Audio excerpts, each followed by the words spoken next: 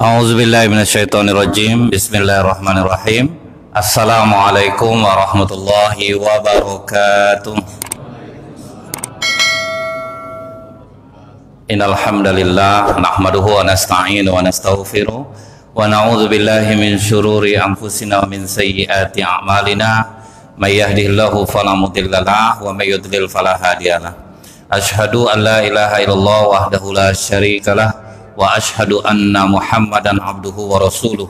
Allahumma shalli wa sallim wa barik ala hadzal nabiyil karim wa ala alihi wa sahbihi ajmain. Bapak Ketua Masjid beserta pengurus yang saya hormati, alim ulama, tokoh masyarakat, cerdik pandai, Bapak Ibu, orang-orang tua yang saya muliakan, hadirin hadirat, rekan-rekan pemuda yang semoga kita semua senantiasa dirahmati oleh Allah. Amin ya rabbal alamin. Kembali kita melanjutkan kitab Qisasul Anbiya karya Ibnu Katsir rahimahullah, masih dalam bab Nabi Musa. Ini kisah terpanjang, Pak, di dalam Al-Qur'an. Jadi di dalam surah Al-Qasas 20, di situ dikatakan Allah, a'udzubillahi minasyaitonirrajim, wa jaa'a rajulun min aqsal madinati yas'a. Datanglah seorang laki-laki dari batas kota dengan tergesa-gesa. Dia datang kepada Nabi Musa alaihissalam. Jadi laki-laki ini termasuk yang ikut rapat dalam rencana pembunuhan Nabi Musa alaihissalam, Pak. Tapi dia beriman kepada Nabi Musa.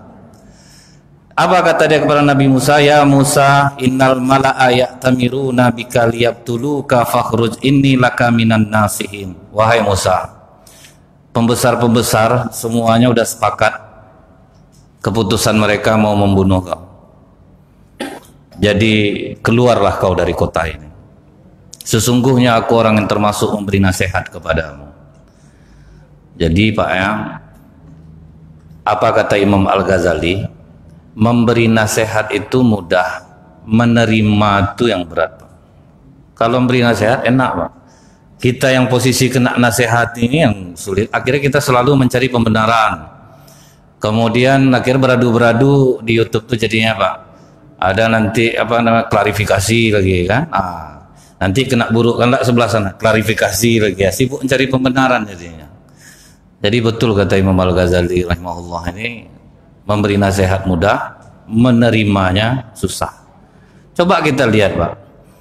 Pernah Umar bin Khattab radhiyallahu an bertanya kepada Huzaifah bin Yaman.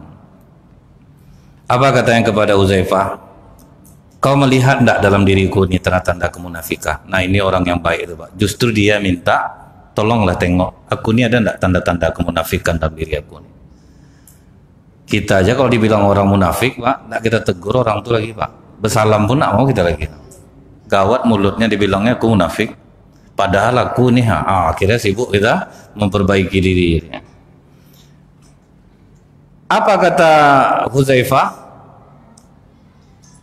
Wahai Khalifah, tidak sedikit pun ada tanda-tanda kemunafikan dalam dirimu. Nah, orang sebersih Umar bin Khattab saja, Pak, bersedia dia untuk dinasihati.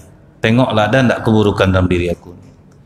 Kalau ada tolong bilang, karena kau paling tahu tentang hadis-hadis Rasulullah SAW. Coba kau sampaikan ke aku, ada tidak tanda-tanda kemunafikan?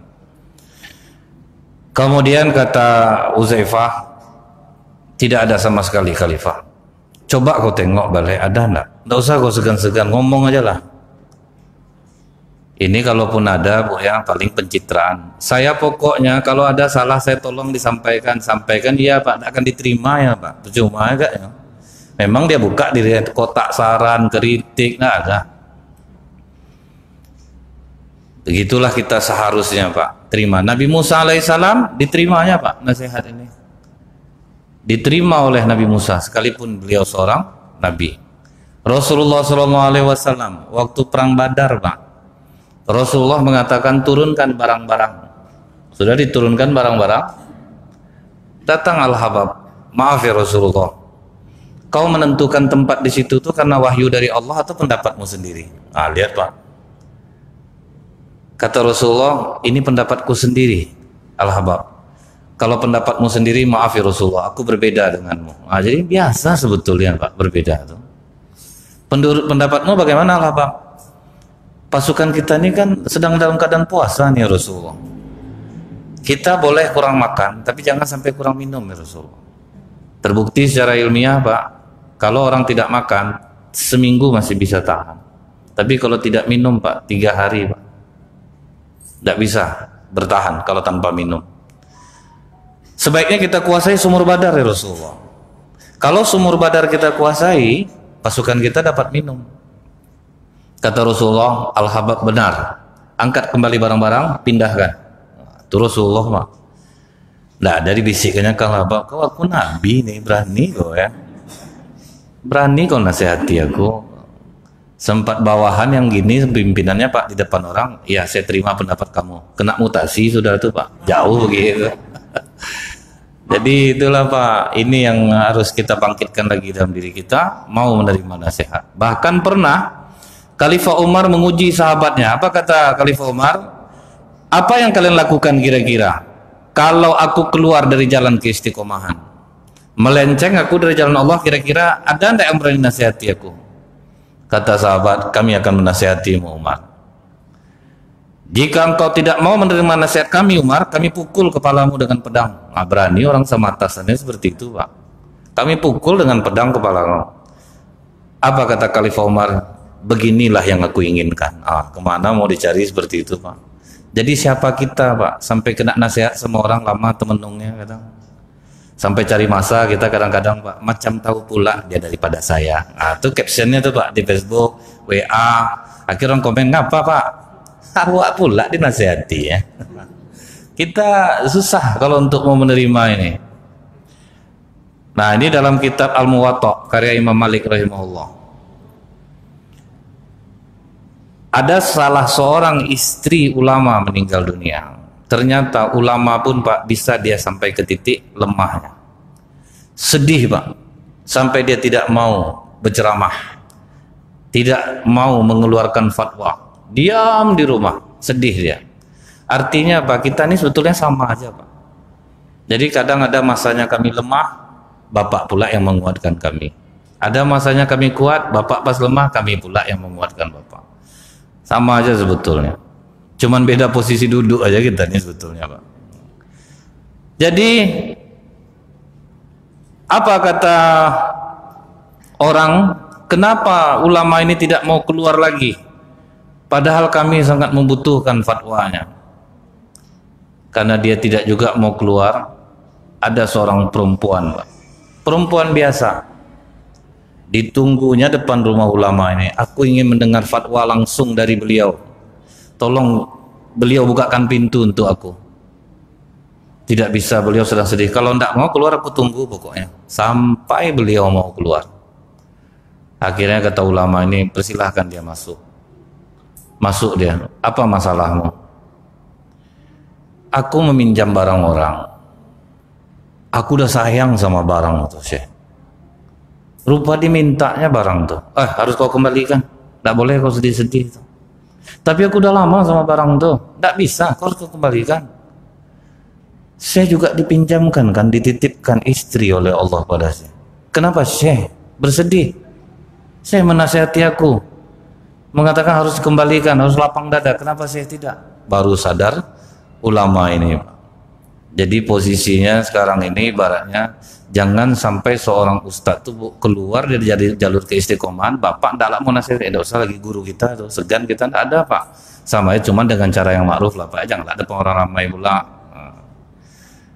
Yang bisa depan orang ramai itu seperti Abu Yazid, seorang ulama menasihati khalifah yang sangat kejam Pak.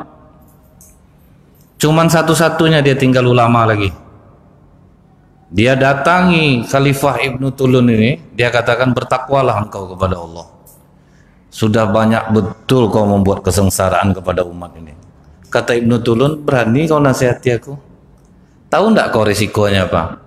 Aku tahu resikonya. Kau bisa mau apa saja kau bisa.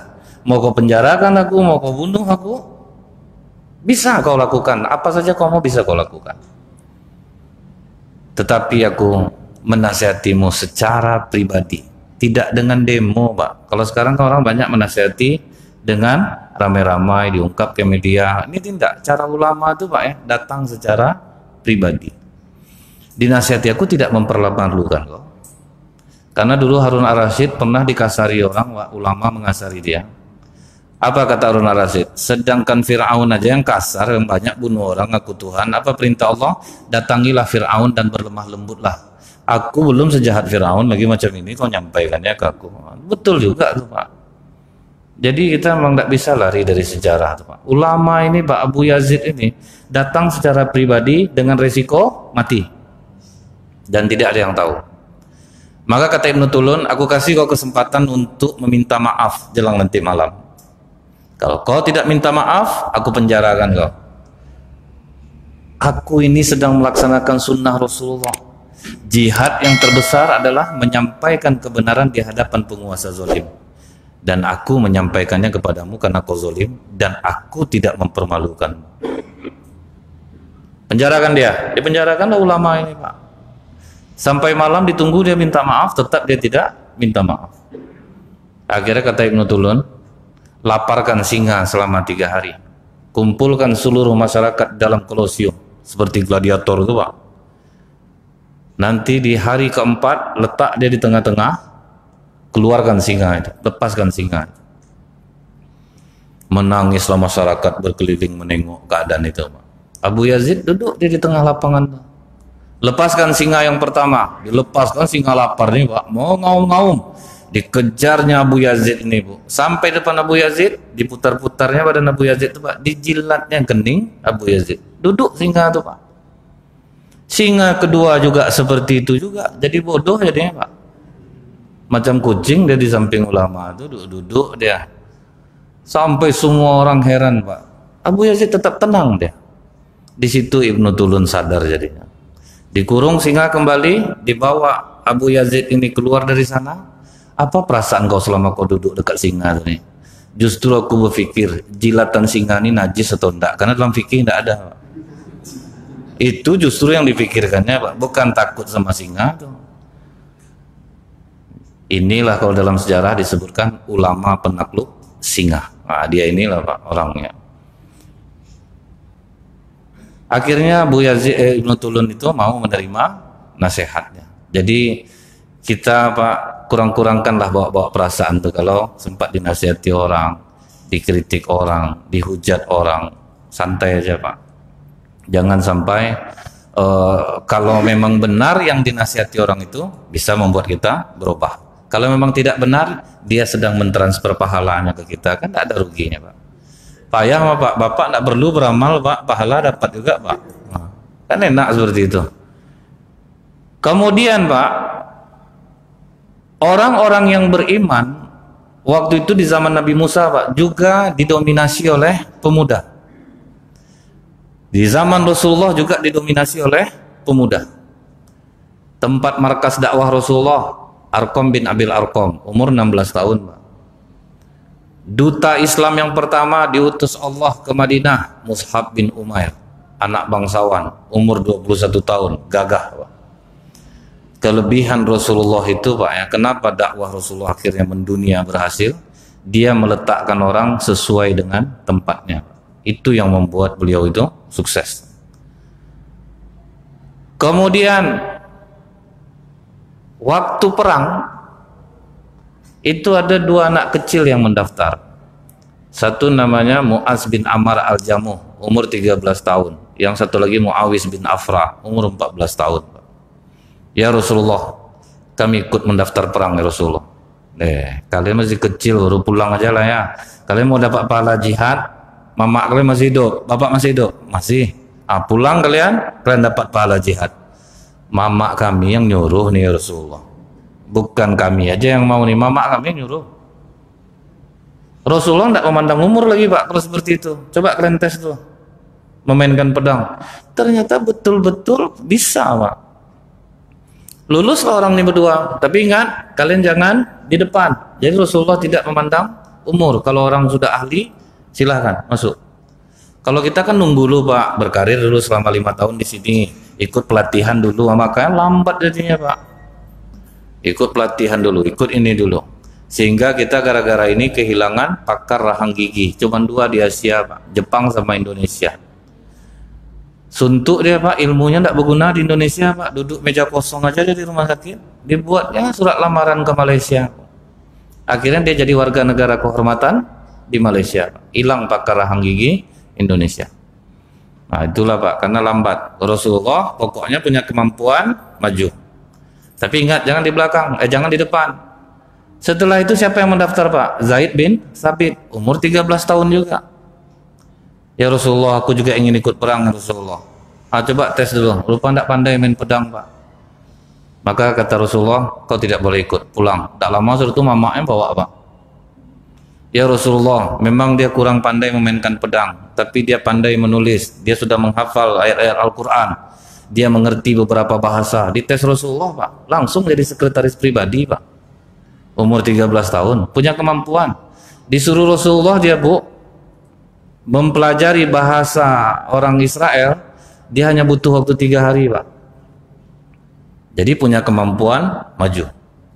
Waktu perang Badar dimulai Pak, apa kata anak yang berdua ini, Muawiyah bin Afra dan Mu'az bin Amr al-Jamuh ini kepada Ibnu Mas'ud, paman, di antara rombongan yang ikut perang itu paman yang mana? Namanya Abu Jahal. Terkejut Ibnu Mas'ud Pak. Kalian tahu enggak Abu Jahal itu siapa? Panglima tertinggi orang kafir Quraisy tuh. Kami mendengar dia sering menghina Rasulullah waktu di Mekah paman. Tunjukkan kami orangnya, biar kami membunuhnya. Bang Pak. Apa kata Ibnu Mas'ud? Tuh tengok tuh, yang dikawal oleh pemuda-pemuda Quraisy itu, di tengah yang pakai kuda tuh, itulah Abu Jahal. Orangnya sangar Pak. Kalau kita tuh itu rupa sangkaan, kecil orang rupa besar etilah.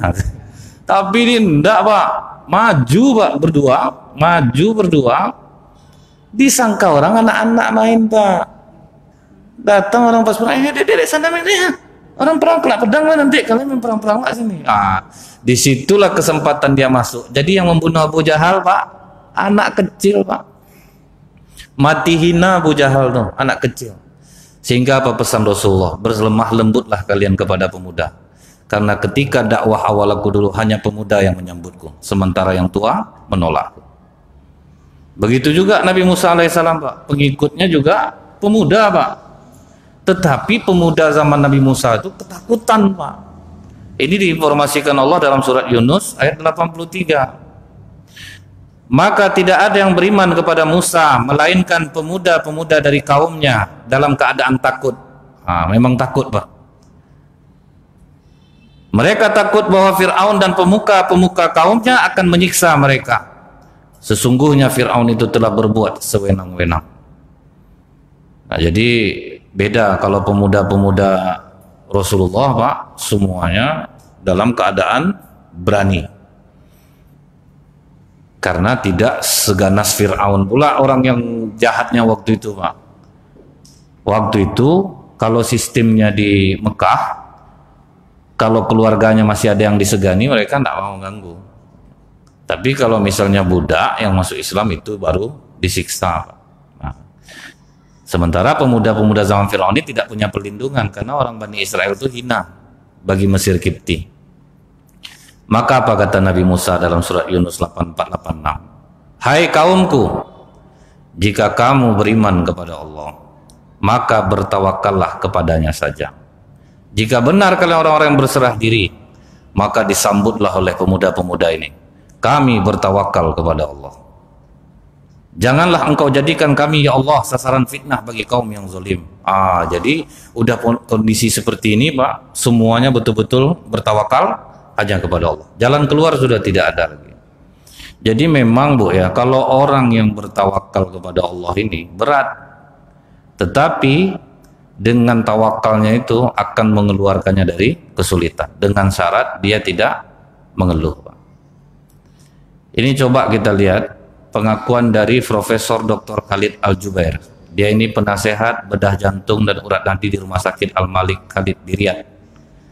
Apa kata beliau Pak? Hari Selasa aku melakukan operasi pada seorang anak berusia 2,5 tahun. Bayangkan bapak punya cucu umur 2,5 tahun sudah dioperasi Pak. Hari Selasa aku operasi, hari Rabu anak itu masuk ke ruang ICU dalam keadaan segar, dalam keadaan sehat.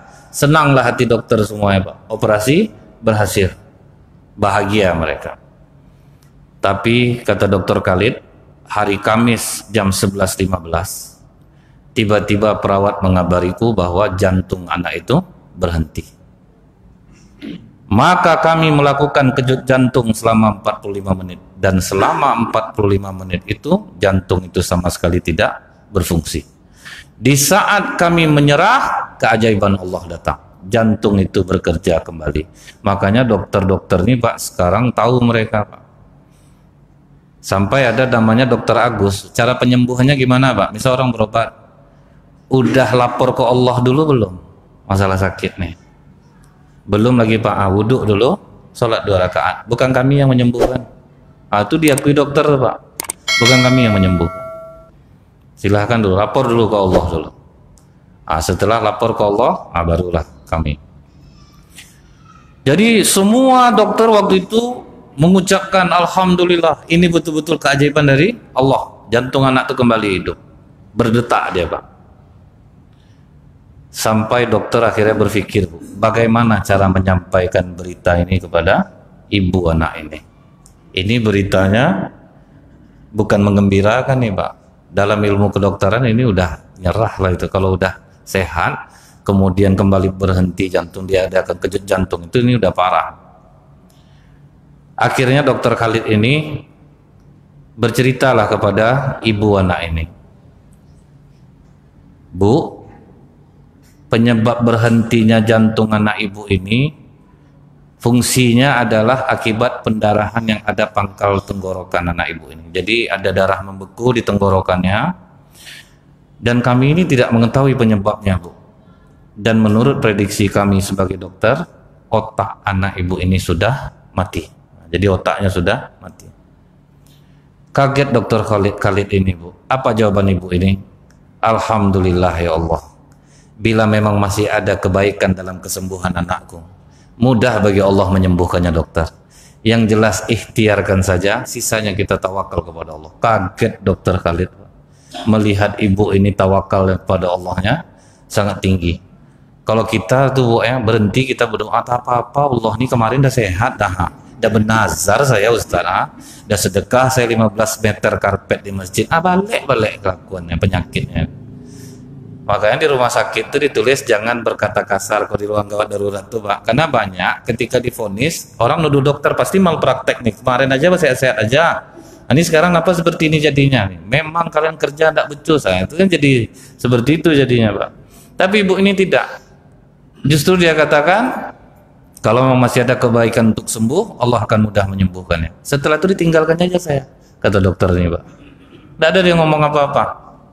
Dia jalan aja.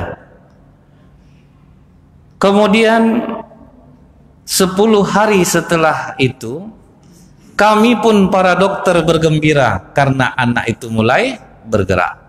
Ada 10 hari, Pak, anak itu mulai bergerak dia, Bu, udah bisa bergerak.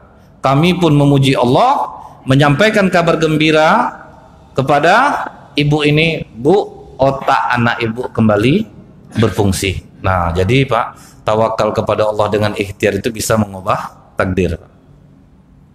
Kembali jantung anak itu berfungsi. Itu di hari ke-10. Kemudian apa kata Dokter Khalid ini? Di hari ke-12 berhenti balik jantung anak itu, Pak. Ini kalau orang sembarangan, Pak, udah berhenti dia berdoa nih, Pak. Tidak ada guna berdoa, capek berdoa, tidak juga didengarkan Allah. Awak dikasih Allah harapan, sudah tuh sakit lah balik. Berhenti jantung anak ini, kata Dokter Khalid, kami kembali melakukan kejut jantung selama 45 menit. Dan jantung itu sama sekali tidak berfungsi. Kami pun mengatakan kepada ibunya, maaf, Bu, kali ini menurut kami ini sudah tidak ada harapan lagi. Jawaban ibu itu, Pak, alhamdulillah ya Allah. Semoga ada kebaikan dalam permasalahan ini. Tetap dia mengucap syukur, Pak. Setelah dia memuji Allah tuh, kaget Dokter Khalid, Pak, kembali jantung anak ini berfungsi. Tetapi setelah jantung itu berfungsi, hidup mati 6 kali, Pak. Udah bekerja, mati, bekerja balik, mati lagi, bekerja sampai 6 kali. Akhirnya kata dokter Khalid, spesialis THT berhasil menghentikan pendarahan tersebut dan kembali jantungnya berfungsi. Selesai. Darah yang di tenggorokan anak umur 2,5 tahun ini selesai. Setelah 3,5 bulan, akhirnya anak itu koma. Ada 3,5 bulan, Pak, anak itu koma. Tidak bergerak. Dan setiap kali dia bergerak, langsung ada pembengkakan di kepalanya dan mengeluarkan nanah. Setiap kali dia bergerak, bengkak, keluar nanah. Dan tidak ada satu orang pun dokter yang mengetahui penyakit ini. Jadi kami kabarkan kepada ibunya, Bu, anak ibu ini akan meninggal. Dia mungkin bisa selamat dari kegagalan jantung berkali-kali, Bu. Tapi kalau untuk yang seperti di kepalanya ini nampaknya anak ibu ini tidak akan selamat lagi. Kata ibu itu, alhamdulillah dokter. Ikhtiar dokter ini akan dicatat pahalanya oleh Allah. Pokoknya ikhtiarkan saja. Santai aja dokter. Akhirnya dokter bicara sama perawat, ini mungkin anak ke-13 mungkin atau 14. Makanya santai betul dia nampaknya. Ya kan biasa orang kalau udah banyak betul anak itu santai, lempang aja deh Pak. Dia udah pengalaman. Sampai itu gosip orang rumah sakit karena ibu nih ngeri betul imannya, tauhidnya tinggi betul Pak, tawakalnya kepada Allah tinggi.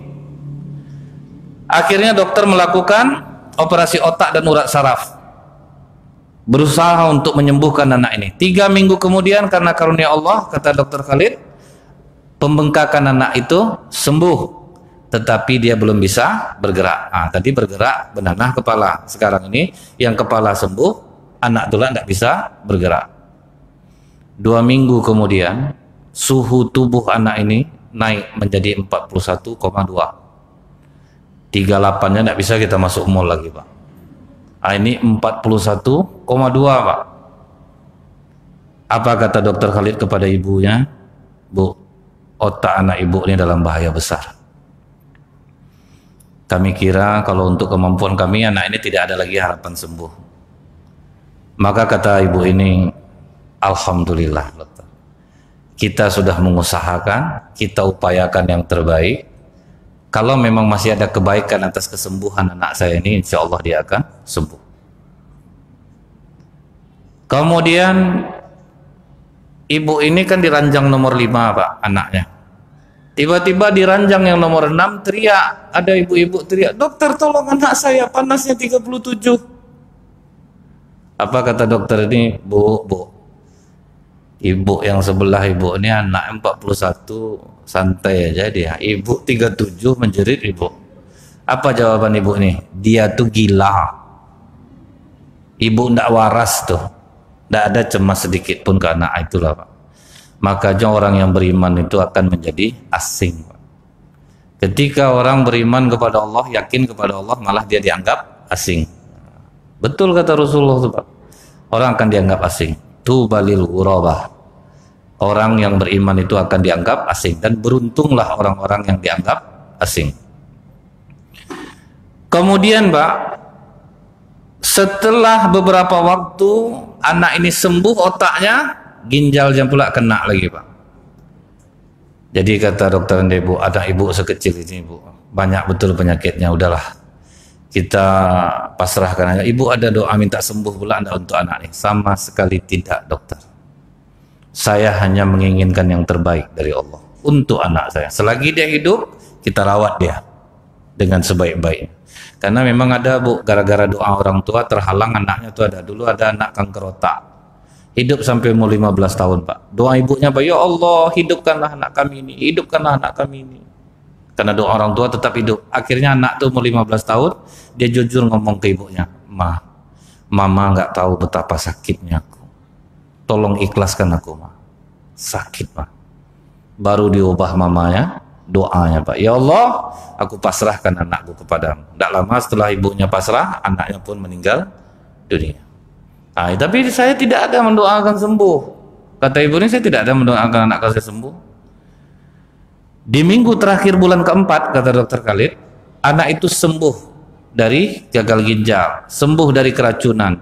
Memasuki bulan kelima, kena lagi penyakit aneh, radang ganas pada selaput pembungkus jantungnya, sehingga kami terpaksa harus membongkar dada anak itu dan meletakkan jantungnya di luar. Nah, bayangkan Pak, anak umur segitu diletakkan jantungnya keluar, malah ibunya ikut membantu memasangkan alatnya. Nah, dibantunya dokter tuh Pak, dokter yang cemas, dia yang santai Pak. Diajarkan oleh dokter cara masang alat bantu itu. Saat kondisi anak itu sampai seperti ini dan semua orang menganggap bahwa ini sudah gawat dan tidak mungkin disembuhkan lagi, setelah 6,5 bulan anak itu keluar dari ruang operasi. Udah 6 bulan Pak di rumah sakit, keluar dari ruangan operasi Bu, tetapi dalam keadaan tidak bisa bicara, tidak melihat, tidak mendengar, tidak bergerak, tidak tertawa. Dada dalam keadaan tetap terbuka. Jadi siapapun menengok, nampaklah jantung itu di luar tubuhnya. Tapi ibunya tetap bersabar dan mengharapkan pahala. Setelah itu Pak, karena kesabaran ibu ini, anak yang sudah diambang kubur, dia berdoa merendahkan diri terus kepada Allah, memuji Allah atas segala kebaikan Allah. 2,5 bulan setelah itu, berarti sudah 9 bulan, anak itu sembuh total seperti orang yang tidak pernah sakit sama sekali. Sampai jadi tempat main sama dia rumah sakit itu Pak, berlari ke sana, berlari ke sini, berlari ke situ. Akhirnya kepenasaran dokter terjawab Bu. Dipanggillah ibu ini. Bu, ini kami udah bergosip selama ini nih Bu. Tapi gosip kami ini gosip syariah nih Bu. Tidak ada menjelekkan ibu. Dia kan ada gosip nih, gosip syariah Pak. Tidak menjelekkan orang. Kami minta maaf nih Bu ya, anak ini nih, anak ibu ke-13 atau yang ke-14 nih? Ketawa ibu tuh. Kenapa dokter? Santai betul ibu menghadapi masalah seberat ini. Kata ibu ini, saya dan suami saya 17 tahun menikah, tidak punya anak. Itulah anak pertama kami. Bayangkan. Siapa yang pernah mempunyai ujian seberat ini Pak? Kecil baru. 17 tahun menikah baru dapat anak pertama, umur 2,5 tahun, sedang lucu-lucunya dapat penyakit ini Bu. Tapi dia bisa tawakal kepada Allah. Itulah senjata orang beriman seharusnya Pak. Ini sakit kepala sedikit aja Pak, udah buat status di Facebook, sakit betul kepala nih, di like orang 200, langsung kan ke otak Bu. Karena kan suka orang berarti Pak, suka orang kita sakit. Nah kemudian Pak, apa caranya? Apa cara dikasih Allah supaya bisa bertawakal? Allah sampaikan dalam surat Yunus 87, ambillah oleh kamu dan saudaramu salah satu rumah, kalian tandai. Kemudian kata Allah, solat dan dirikanlah olehmu di sana. Solatlah kamu di sana, sembayanglah kamu, dan gembirakanlah orang-orang yang beriman. Jadi caranya adalah wasta'inu bis-sabri was-shalah. Sabar dan solat. Nabi Musa juga itu dikasih Allah senjata Pak. Sabar dan solat. Rasulullah kalau ada masalah, solat. Kita pun kalau ada masalah Pak, solat. Dan sabarlah ketika solat itu. Jangan terburu-buru. Jangan kita tergesa-gesa solatnya. Orang yang solatnya sabar, dia akan sabar juga di kehidupan luarnya. Jadi kalau mau sabar Pak, kita di luar, sabar juga lah solatnya. Jangan sampai terburu-buru. Nah, seperti kita ini kan sekarang nih santai Pak. Maksudnya itu Bu, standar lah. Ada dulu ingat saya solat tarawih Bu ya, 23 rakaat 7 menit Pak. Ikut Bapak terantuk kepala Bapak. Kita tidak biasa macam itu Pak. 7 menit. Bismillahirrahmanirrahim. Amin. Allahu Akbar. Bismillahirrahmanirrahim. Allahu Akbar. 7 menit 23 Pak. Ramai jamaahnya Pak. Kami capek katanya. Jadi enak kayak gini sholat sebentar aja selesai. Nah jadi memang sabar dan sholat itu yang membuat kita bisa kuat Pak. Kalau kita ingat ya Pak ya, bagaimana orang-orang yang sabar dengan sholatnya itu. Dulu ada anak sarjana, dia ini gori masjid Pak. Kalau gori masjidnya otomatis sholat jamaahnya terjaga kalau dia tidak di kampus. Jadi kemudian Bu, dia melamar kerja ke sebuah perusahaan swasta di Jakarta Pak. Terpanggil dia untuk interview. Datanglah dia Pak, habis sholat subuh tidak sempat makan, sarapan, langsung jalan pergi dia ke perusahaan itu. Jam 8 sampai, interview jam 11 Pak, saking semangatnya. Ditanya oleh orang kantor tuh, pagi betul kemari Mas, mau apa? Mau interview, saya terpanggil. Jam berapa interviewnya? Jam 11. Ah, tunggulah di sini dulu. Tunggunya lah Pak, jam 8, 9, 10, 11. Pas jam 11, yang mau interview Bapak tuh keluar dari ruangan Pak. Duduk aja lah di situ nunggu. Mudah-mudahan sebentar lagi balik Bapak nih. Udah capek nunggu Pak, udah sampai pula jam 12 kurang 20. Waktu itu di Jakarta masuk waktu zuhur 12 kurang 10. Mulai berdebar jantungnya Pak. Karena dia sudah terbiasa sholat berjamaah. Akhirnya dia ngomong ke sekretaris ini, Mbak, saya mau izin boleh Mbak? Mau kemana? Perusahaan ini kan ada musola di bawah. Saya kan rencananya mau diinterview jam 11. Bapak tuh kan keluar, paling tidak dia pergi makan, pasti habis zuhur juga baliknya. Boleh nggak Mbak saya sholat dulu? Zuhur ini kan waktunya panjang. Kamu harus lihat kan loyalitas kamu kalau kamu mau kerja di sini. Tunggu di sini. Kan nanti kamu bisa sholat setelah ini. Mbak, kami laki-laki ini Mbak, sunnah mu'akkad. Kalau kami tidak ada halangan Mbak, memang harus kami ini sholat berjamaah. Kalau kamu mau sholat berjamaah juga, kamu saya kasih dua pilihan. Kamu sholat berjamaah, kamu jangan naik lagi ke atas dan dianggap kamu gugur, atau kamu tunggu, tapi saya jamin kamu diterima. Akhirnya kata anak ini, saya pilih sholat berjamaah aja Pak. Ah tuh Pak, menang imannya Pak, saya pilih sholat berjamaah. Bukan tidak sedih Pak, sedih dia, turun dari lantai 3 tuh nangis dia Bu. Udah terbayang bisa bantu orang tua di kampung Pak kan, adik-adik bisa sekolah kalau dia gajian. Nangis dia. Jadi orang yang beriman kepada Allah tuh Bu, kalau waktunya sedih nangis ya nangis Pak. Janganlah buat kuat Pak, kita rajin taat ibadah, enggak usah sedih-sedih, enggak bisa Pak. Misalnya Bu, suami Ibu meninggal, datang orang bertakziah, sabar ya Bu, enggak, alhamdulillah gitu, enggak masalah lah, itu udah terbaik dari Allah tuh.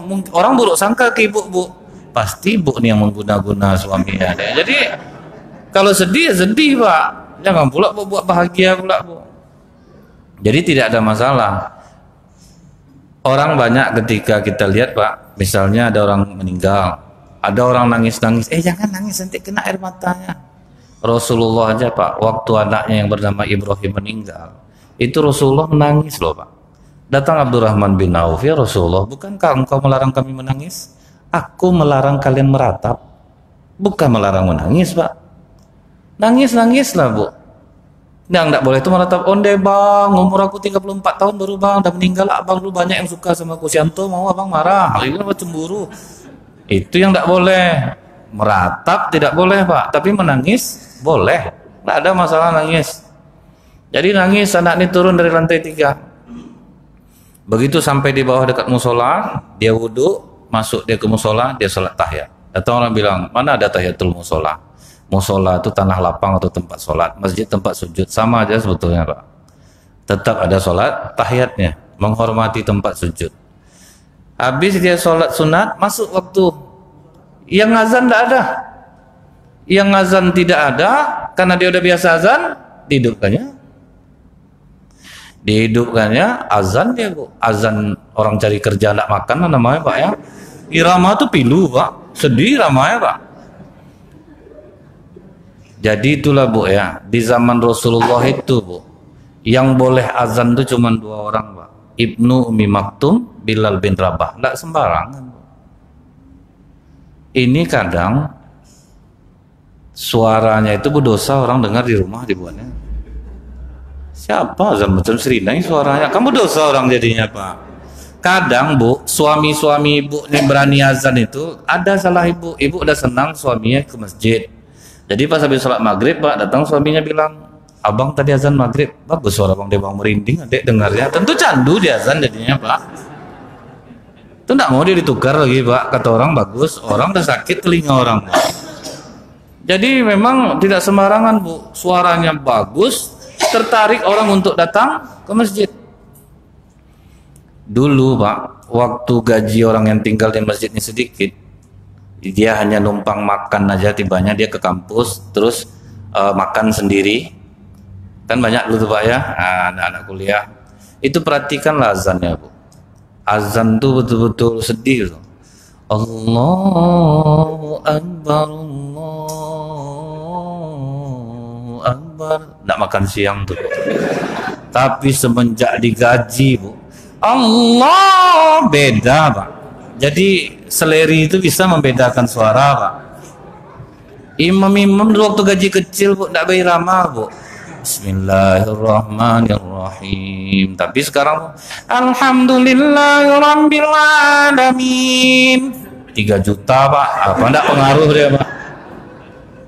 Jadi enggak masalah sebetulnya itu, Pak. Memang seperti itulah. Jadi karena suaranya bagus, Pak, sedih, banyak orang kantor yang enggak pernah jamaah pengen ke masjid, ke musola tuh.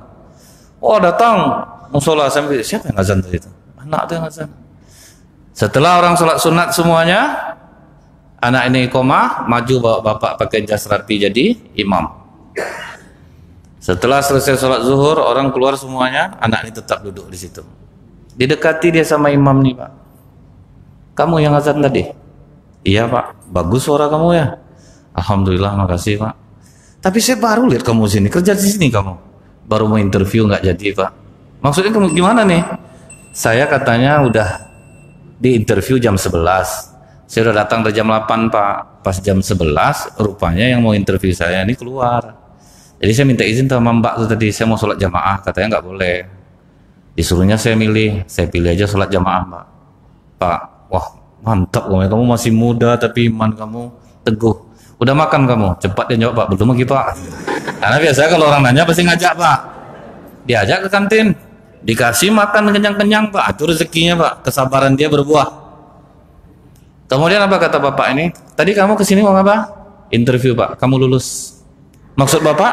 Ya udah kamu lulus. Besok jam 8 kamu jangan telat datang. Pak, bingung saya nih, Pak. Maksudnya yang punya perusahaan ini saya. Senang saya lihat kamu. Besok kamu masuk di sini. Ah, lihat.